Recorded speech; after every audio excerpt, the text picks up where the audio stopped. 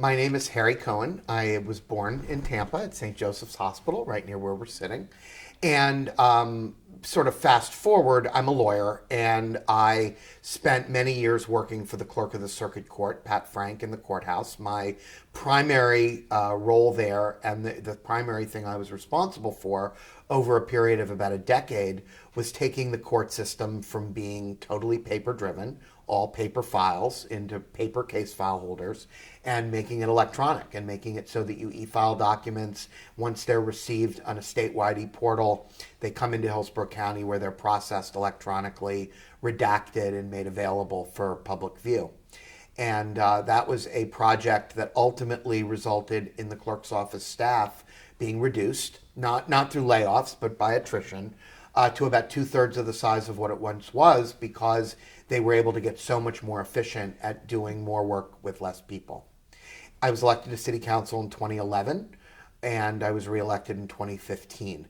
And I would say that on the council, the thing I am most proud of having done was spearheaded the Stormwater Initiative, which ultimately was our first major investment in a generation in both the maintenance and recapitalization and rebuilding of our stormwater and flooding control infrastructure. And so this question sort of dovetails into that, but what makes you most qualified out of these candidates to lead Tampa? Well, I think that the question is, what are Tampa's biggest challenges going to be in the decade ahead? And for me, it really comes down to one word, and that word is infrastructure. There are 500,000 to 700,000 people that are programmed to move into this region over the next 20 years. And we have got to improve our transportation infrastructure, our stormwater and flooding infrastructure, and our affordable and attainable housing infrastructure in order to deal with this growth. We are on a tremendous trajectory. The city is booming. People are thrilled, and that's wonderful. And we should be very proud of the accomplishments of Mayor Buckhorn and the city council. It's been a great, great 8 years. But we have a lot of challenges to meet the demands of what we've created. We have created a downtown where there are so many activities going on at one time, it's complete gridlock. We have to give people alternatives to move around the urban core without a single passenger automobile, or we're not going to be able to deal with the congestion as the region continues to grow. Your top 3 priorities when it comes to infrastructure, and can you talk about them and give us your solutions? Yes. So transportation and transit, of course, is the first. And in that, I have a transportation plan that I released about a week after the All for Transportation initiative passed. And that you can find that at harry2019.com. I see the congestion relief and the urban core mobility issues as being very much related.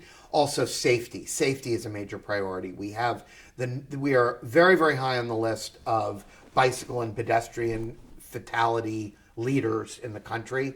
That is not a list we should be on. We can use some of this money to make sure that children who are walking to school have connected sidewalks, signalization, crosswalks, better lighting. All of these things can be done as part of my transportation plan.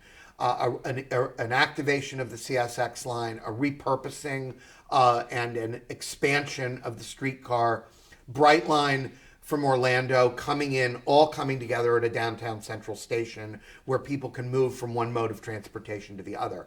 It's not enough to get people into the urban core. We have to get them around the urban core once they reach their destination. If we don't do that, they're going to need a car. So hooking that to what will ultimately be a West Shore multimodal center in the airport, and then a connection over the Howard Franklin Bridge, that is a transportation network. That is the ability of people to move throughout the region and actually find their way to where they need to go without the need for a car, and therefore without the need for parking. And then another thing, stormwater and flooding is the second one.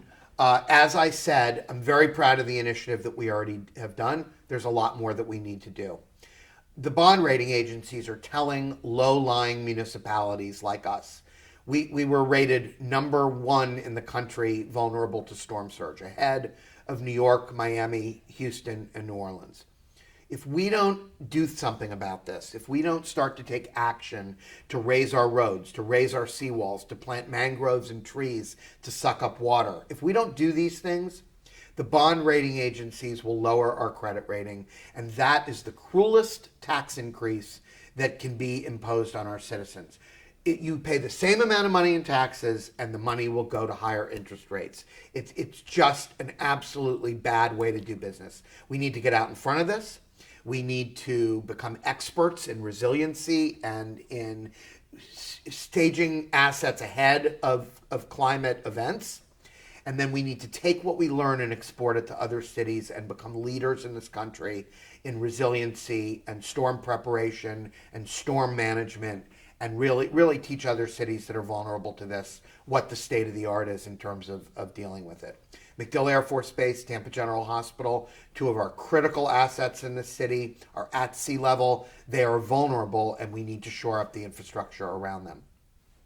Final thing is affordable and attainable housing. A lot of people are having difficulty affording to live near where they work. Commuting costs are going up. People spend a lot of their disposable income on commuting or on living very far away from the urban core. We have to develop affordable housing solutions in the city. I have a plan of a lot of really good ideas to do that. City owns a lot of vacant land. It's sitting there, blighted, not being taken care of. We need to get these properties back onto the tax rolls, and we need to start being open to ideas like shipping container housing, like tiny houses where four 800 square foot cabins can surround a central courtyard on a residential lot. That makes the land cost 20, each house pays for 25% of the land. So now all of a sudden, maybe the lot is more affordable than it was before. Shipping container housing is revolutionizing construction. It's hurricane proof, it's fabulous product, beautiful kitchens, half the cost of traditional construction. Finally, the types of incentives that we offer to developers when they're coming in for bonus density, when they want to build more than density than is allowed under the code, we need to make sure that affordable housing is part of what they give us in return for us giving them those code benefits. Breaks, right? Yes. Let's talk about Tampa and our safety as far as walkability and bikeability. Yeah. We do not rate well in No. that category. So what's the solution? More bike lanes, better planning? What's going to put us? Well, I think that the All for Transportation money is going to help tremendously, because all of a sudden there will be a lot more money for sidewalks, repaving, crosswalks, much better automated signalization where the traffic lights actually can tell how much traffic there is in the intersections and adjust their timing accordingly. All of these things will help. But I will tell you that because the city is old and because our infrastructure is old, building out the bike lane and trail network is part of it, but it's not the whole solution. We also need to give people places that are segregated for bicycles and pedestrians so they don't have to conflict with traffic at all. One of my major ideas is to use the right-of-way that accompanies the Selman Expressway and the CSX tracks that basically bisects the South Tampa Peninsula, goes through downtown, and then up through East Tampa to New Tampa. That entire stretch should have a Pinellas Trail-like facility on it where bicycles and pedestrians can ride without having to conflict with vehicular traffic. There's a place for bike lanes, absolutely. There's a place for melding the two together, but it also is good to give people options to be not on top of the traffic. I think that will be very beneficial to walkers and bikers at all ability levels. Not everybody is at the same ability level. Some people need that extra protection. This would be a wonderful way of providing it. Let's go back to your transportation plan. How would you relieve congestion on the roadways? And is that sort of the only thing we're going for?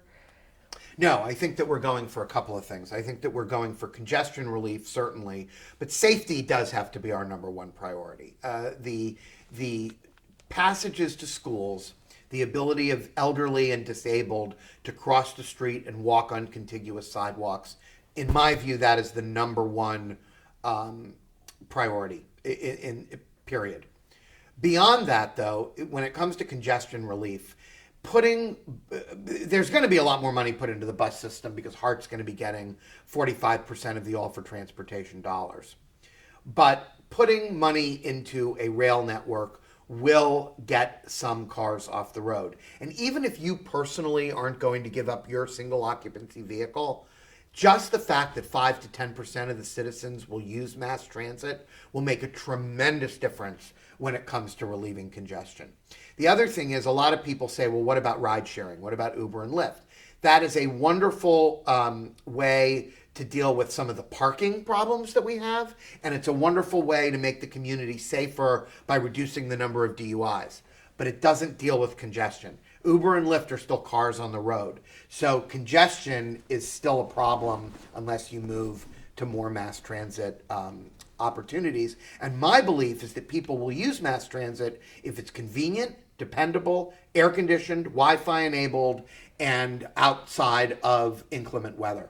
You can't expect people to walk long distances to get to a train during the summer when it's so hot or it's raining outside. That's not feasible. Affordable housing is an issue that we have nationwide, but what about Tampa? Do we have a unique problem here? I just read a study this morning, you may have read it, with the United Way, talking about 47% of families struggle with putting food on the table, paying rent, just basic needs. Well, part of that is because we, unfortunately, as a region, have very low wages. And so if people aren't making the money, they don't have the money. And that certainly is a big problem. You want to attract the best and the brightest into this community. You want to attract the highest paying industries, the best jobs. How do you do that? You do that by making sure that we don't forget about some of the softer sides of our society. I believe very much in arts and culture. I believe very much that it's important to invest in the arts because not only does it give the community a soul, not only is it good for community relations, but people that are looking to move here look to things like that when they are evaluating this community. They want to know that they're going to have a spiritual and creative life aside from just their business. They want to know that their kid is going to be able to take musical instrument lessons and that there's going to be an availability of plays and museums and things like that.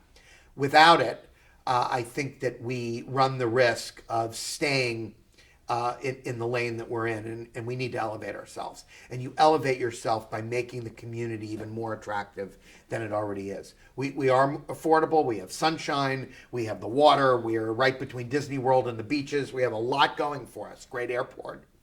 But we need to make sure that we invest in some of the softer things, the arts and culture, to make this a well-rounded and vibrant and creative community.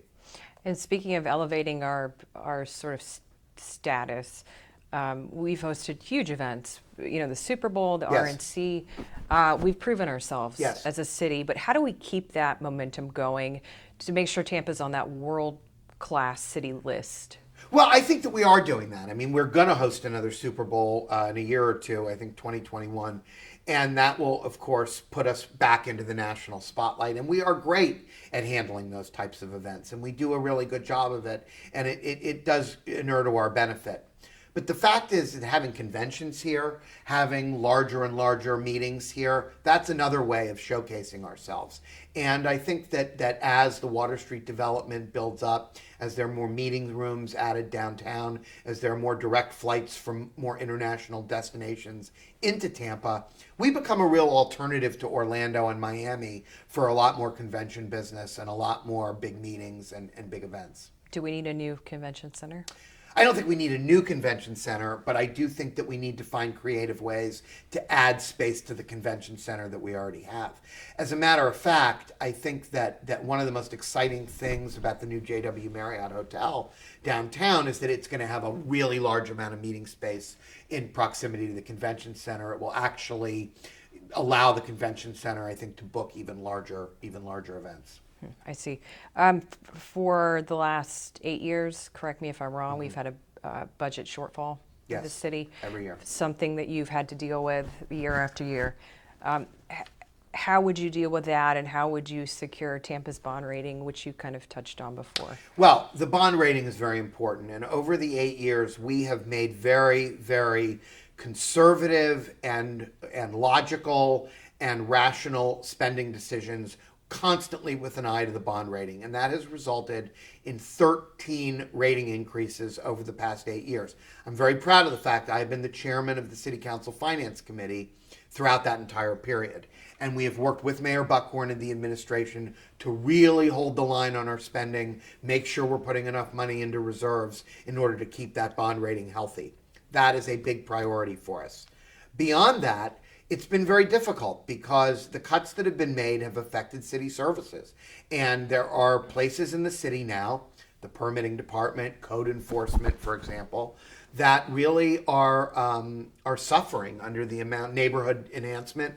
They are suffering under the amount of cuts that have been inflicted on them. And we've got to find a way within our budget to enhance those departments because the city is depending on the people that work there to continue to process more and more work. The city's growing, and it can't grow with a smaller permitting department and a smaller neighborhood relations department. Neighborhood enhancement had 6 people 8 years ago. It has 1 person today. So it shows you that we're going to have to do more. And then final question, could you talk about something that you think would surprise voters about you, something you think would surprise them? Well, it's funny that you say that because the thing I hear oftentimes is that I'm very serious and that I get very into the details of policy very quickly. And in fact, I think that doesn't allow me to show the funnier and more humorous side of my nature. And I think that probably the thing that people would be most surprised about is just how funny I am in private. And I hope that when I become mayor, I will be able to share that with people in the public realm, because I think it's important to bring a lightness and a happiness to public life. I think that there is a lot of hand-wringing right now about the tone in Washington, the tone in Tallahassee. Very important to me to bring a friendly, happy tone to City Hall, to our public discourse. We can agree without being disagreeable, and we can be kind to one another, and we can treat each other with respect, and even have a little fun in the process. So I think that oftentimes it's important to poke fun at ourselves and to not let everything get quite so serious.